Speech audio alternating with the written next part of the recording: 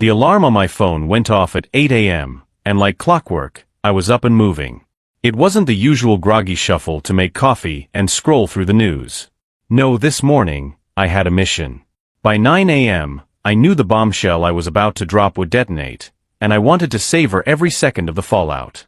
I darted downstairs to set the kettle boiling, then back up again to grab a quick shower. The sound of water splattering the tiles barely registered as I ran through my mental checklist. Everything was in place, every last piece of my plan fine-tuned for maximum impact. Meanwhile, Kelly, my wife of almost 24 years, was still sound asleep. She deserved her rest, after all, though why she was so tired, I couldn't fathom. I'd done all the driving on our 500-mile round trip the day before, dropping our youngest daughter, Allison, off at college. Kelly had spent most of that drive snoozing in the passenger seat, a blanket tucked around her like royalty on a red-eye flight. For 2 decades, our marriage had been a front-row seat to the slow unraveling of the person I thought I married. We had 3 kids together, or at least that's what I'd been led to believe. The eldest, Haley, had graduated last year and was supposedly trekking across Southeast Asia. Ryan, the middle one, was heading into his final year at Stanford. And now Allison, the baby, was starting her freshman year at NYU. With my shower done, I hurried back downstairs, poured 2 cups of coffee, and returned to the bedroom. Kelly was still buried under the covers, her blonde hair a tangled mess on the pillow. "Morning, sleepyhead. Here's your coffee," I said, my voice carrying that artificially chipper tone I reserved for mornings like this. She groaned, sitting up with the sluggishness of someone who thought the world could wait for them. "What time is it?" "Almost 9. "Time to get moving," I replied, already fishing out 2 suitcases from the closet. "Why? We've got nothing planned today." She took a sip of her coffee, oblivious to the storm brewing 2 feet away. I unzipped the first suitcase and began tossing clothes into it. I'd rehearsed this moment for years, playing it out 1,000 different ways in my mind. It was almost comical how casual I felt now that it was finally happening. Kelly squinted at me. "What are you doing?" "What does it look like I'm doing?" I asked, deadpan, pulling a stack of shirts from the dresser. "Here's a hint. I'm taking my clothes out of the wardrobe and packing them into these suitcases." She blinked, the gears in her head slow to turn. "Packing? For what? Are you going somewhere?" "Yup," I said, folding a pair of jeans with precision. "Somewhere far, far away from you." Kelly stared at me like I just announced I was joining the circus. "What the hell are you talking about?" I paused, leaning against the dresser with a smirk that I couldn't suppress even if I wanted to. "Kelly, let me ask you something. What do I do for a living?" The question threw her. "What? You run a security company, right? Something to do with cameras and alarms?" "I don't know. You travel a lot, meet with clients. Why are you asking me this?" I nodded, biting back the laugh bubbling up inside me. "Close enough. But here's the part you've never cared to ask about. My company doesn't just handle cameras and alarms. We specialize in investigations. Background checks, fraud cases, corporate espionage, and my personal favorite, domestic investigations." Her face paled so fast it was like someone had yanked the blood supply from her veins.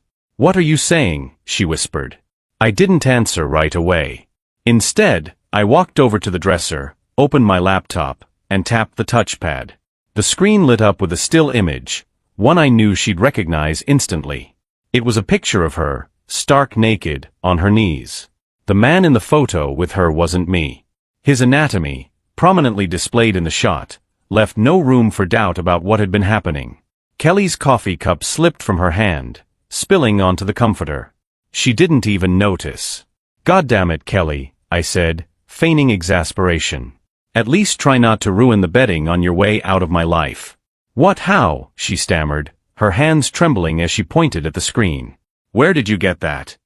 Where do you think?" I asked, clicking a folder to reveal a cascade of similar images and videos. "Let's just say my team is very thorough." Her shock morphed into rage in record time. "You bastard. What were you doing spying on me? You've got no right." "No right?" I cut her off, my tone sharp enough to slice glass. "Kelly, I stopped having sex with you because I found out you were screwing half the trainers at your gym. Did you really think I'd risk catching God knows what from you? She opened her mouth to argue but closed it just as quickly. For once, she seemed at a loss for words. I pressed on. Oh, by the way, heard anything from Tony lately? You know, your little friend from the gym.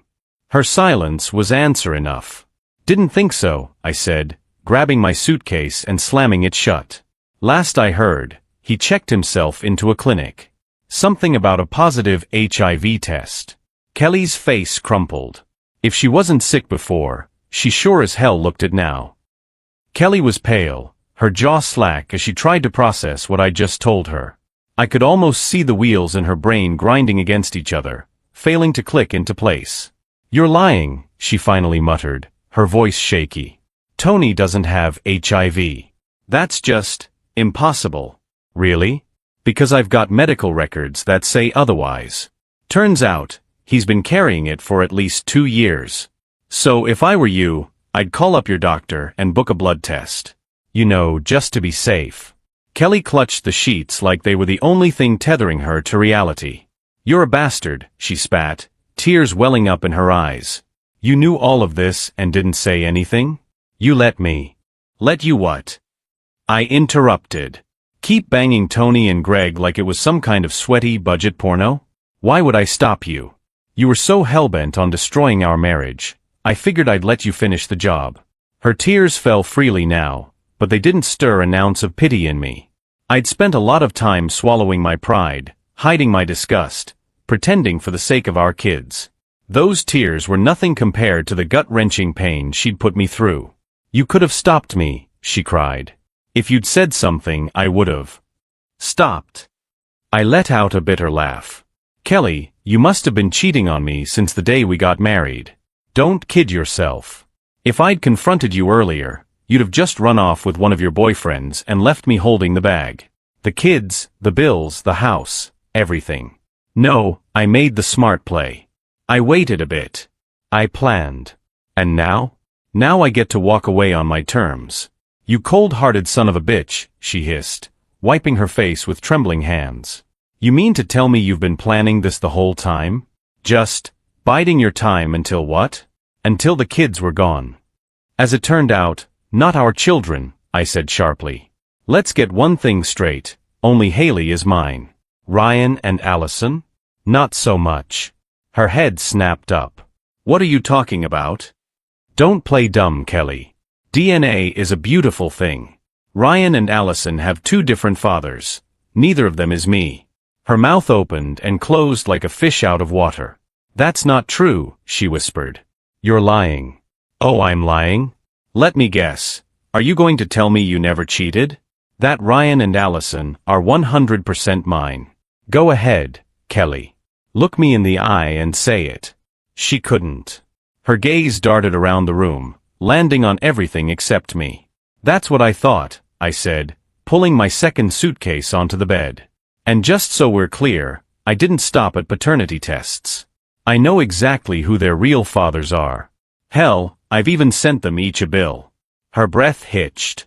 What do you mean, a bill? You heard me. 21 years of feeding, clothing, and educating Ryan. 18 years of doing the same for Allison.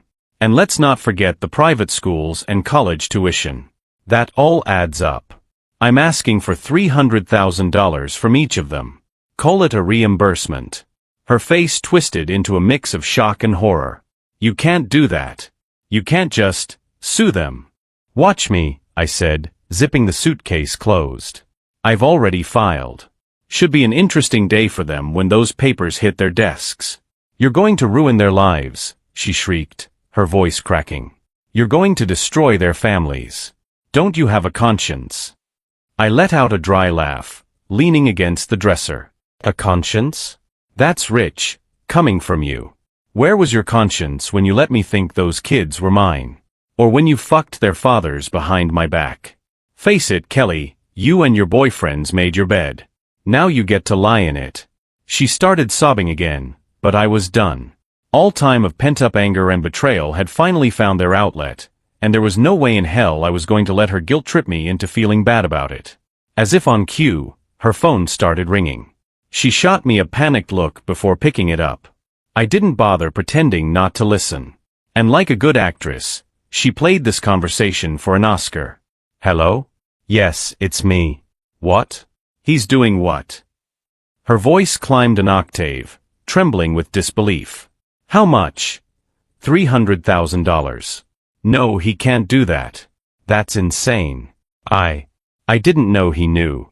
She paused, listening intently, before snapping back. I don't care. You fix this. He's leaving me, Mark. What the hell am I supposed to do? Her face contorted with rage as she shouted into the phone. Fuck you too, you asshole. She slammed the phone down and buried her face in her hands. That was Mark Turner, wasn't it? I asked, savoring the moment. Let me guess, he's pissed about the lawsuit? She glared at me through her tears. You're suing him for $300,000. You're really doing this. Damn right I am, I said with a smirk. I spent over 2 decades raising his kid. He's lucky I'm not asking for interest. You're disgusting, she hissed. How could you ruin someone's life like this? I shrugged. Ask Mark. He ruined his own life the moment he decided to fuck my wife. Kelly sat shivering, her face wet with tears, her words coming out of her chest in ragged breaths. You turned everything upside down. The kids. You turned them against me. I raised an eyebrow, folding my arms. Oh, don't pin this one on me. You did that all by yourself. I just made sure they knew the truth. Speaking of which, you should know they've made their choices. What do you mean? She asked, her voice barely a whisper. I checked my phone, smirking as a notification popped up. Ah, perfect timing. That was Ryan. He just confirmed what I already told you. None of them want anything to do with you. You've officially alienated your children, Kelly. Congratulations. Her jaw dropped. That's a lie. Ryan would never. Allison's too young to understand. And Haley, she's halfway across the world. She wouldn't. She's not, I interrupted, watching the realization hit her like a brick wall. Haley's not in Thailand or Vietnam or wherever the hell you thought she was. She and Ryan at my new place. Funny how that works, huh? Turns out, they didn't want to spend their time with their lying, cheating mother. No. She shook her head violently, her hands gripping the bedspread. No, they wouldn't do that to me. Oh, they would, I said, grabbing my second suitcase. And they did. In fact, they were in the car parked behind us last night when we dropped Allison off. After we left, they filled her in on everything. Your affairs, the DNA tests, all of it. Kelly gasped, the color draining from her face. You told them all? How could you? How could you ruin their image of me like that? I snapped the suitcase shut and turned to face her. Kelly, you ruined their image of you. All I did was pull back the curtain. Allison had a choice, by the way. I gave her the option to stay with you. She chose to come with us. She clutched her chest as though I'd plunged a dagger into her heart. You can't take them away from me. They're my children. Not anymore, I said flatly. They're old enough to decide who they want in their lives, and clearly that's not you. You bastard, she screamed, her face twisting in rage. You've manipulated them. Brainwashed them. I'll stop you, I'll get a lawyer and... Don't bother, I cut her off, holding up a hand. Even if you could scrape together the cash for a decent attorney, you'd just be wasting their time. The kids don't want you, Kelly. And there's no court in the world that's going to force 3 adults to have a relationship with someone they despise. She glared at me, her fury boiling over into a desperate, venomous tirade. You've ruined my life.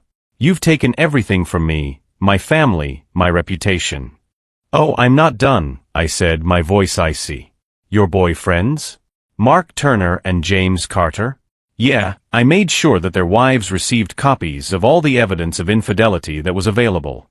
Pretty sure that's going to cause some, let's call it, turbulence in their marriages. Her mouth fell open. You didn't. Try me, I said, a cruel smile tugging at my lips. And just so we're clear, I also made sure their workplaces know about their extracurricular activities. You'd be amazed how quickly companies react when their employees are caught screwing someone else's wife. Kelly let out a strangled scream, throwing a pillow at me. It missed, landing harmlessly on the floor. "You're a monster," she sobbed. "You've ruined everything." "Monster," I repeated, chuckling darkly. "No, Kelly. A monster would have burned this house down with you in it." "Me? I'm just giving you what you deserve." I grabbed my suitcases and headed for the door. She shouted something incoherent at my back, but I didn't bother looking over my shoulder. Whatever she had to say, it didn't matter anymore. As I reached the front door, my phone buzzed again. Another text from Haley. "We're all set. She can't touch the new place, right?"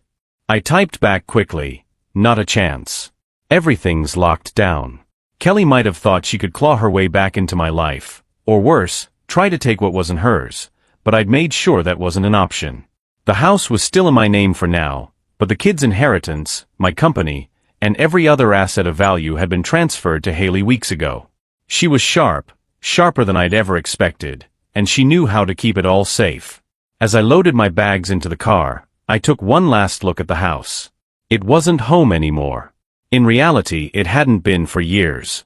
Kelly was standing in the doorway, screaming something unintelligible. I didn't care enough to figure out what it was. Sliding into the driver's seat, I started the engine, rolled down the window, and gave her a parting shot. "By the way, Kelly, when you call your lawyer, tell him not to bother coming after my company. I transferred ownership to Haley." "So really, you've got nothing left." Dream followed me down the driveway, fading into the background as I turned onto the street. It was over.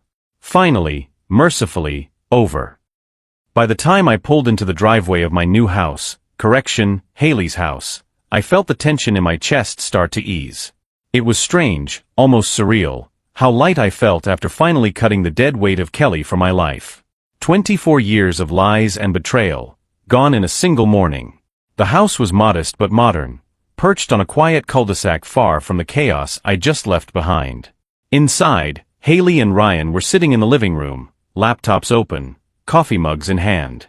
They both looked up as I walked in, their expressions a mix of relief and apprehension.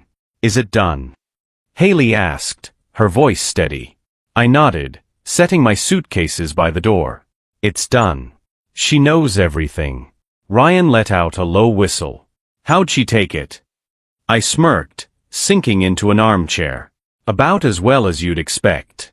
Lots of screaming, some tears, and a desperate attempt to shift the blame onto me. But she knows the game's over." Haley leaned back, crossing her arms. "And the lawsuits?" "Turner and Carter." "Filed," I said, pulling out my phone to show them the confirmation emails. "Their lawyers should be getting the paperwork today." Ryan chuckled, shaking his head. "Man, they're going to lose their shit." "Good," I said, my voice cold. "Let them. They deserve every ounce of misery coming their way." There was a brief silence, the weight of everything that had happened settling over the room. Haley broke it with a quiet, "What about Allison?" "She's on her way," I said. "She texted me from the train. Should be here by dinner." Ryan nodded, but there was a flicker of uncertainty in his eyes. "Do you think she'll be okay? I mean, this is a lot for an 18-year-old to deal with." "She's stronger than you think," I said. "And she's got us. That's more than Kelly ever gave her." Haley snorted, her expression hardening. "Kelly's got no one now. Serves her right." I didn't say anything, but I couldn't help agreeing. Kelly had spent decades prioritizing herself, using people as pawns in her selfish little game.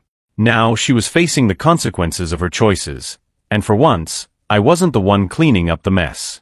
Later that evening, Allison arrived, her face drawn but determined. She hugged me tightly, then Haley and Ryan, before sitting down at the kitchen table. "I still can't believe it," she said, her voice barely above a whisper. "All this time, I thought we were normal. Like a regular family." Ryan scoffed. "Yeah, well, regular families don't have moms who screw half the neighborhood." "Ryan," I said, shooting him a warning glance. He shrugged but stayed quiet. "It is hard," I admitted. "But the three of you don't have to deal with her lies anymore. You've got a clean slate now. All of us do." In the weeks that followed, the fallout from my actions rippled through every corner of Kelly's carefully constructed life. Turner and Carter both settled out of court, coughing up enough money to ensure that Ryan and Allison wouldn't have to worry about college loans, or anything else for that matter. Their marriages didn't survive the scandal, though that was hardly my problem. Kelly, meanwhile, vanished from the social circles she once dominated. The last I heard, she'd been arrested for soliciting, though I kept that tidbit to myself. The kids didn't need to know. It was enough that she was out of their lives. As for me, well, life had a funny way of surprising you. Samantha, my former secretary, had been a pillar of support throughout all of this. We'd reconnected after her own messy divorce, and what started as friendship had quietly blossomed into something more. "She's good for you, Dad," Haley had said when I told her about Samantha. "You deserve someone who actually cares." And I also felt like she was right. One crisp autumn morning, I stood on the porch of my new house, sipping coffee as the sun rose over the quiet street. The air was cool, the world peaceful. Inside, my kids were laughing, the sound filling the home with warmth. During this time, I lost a lot, but I gained something much more valuable: freedom. Life goes on, and sometimes it gets better.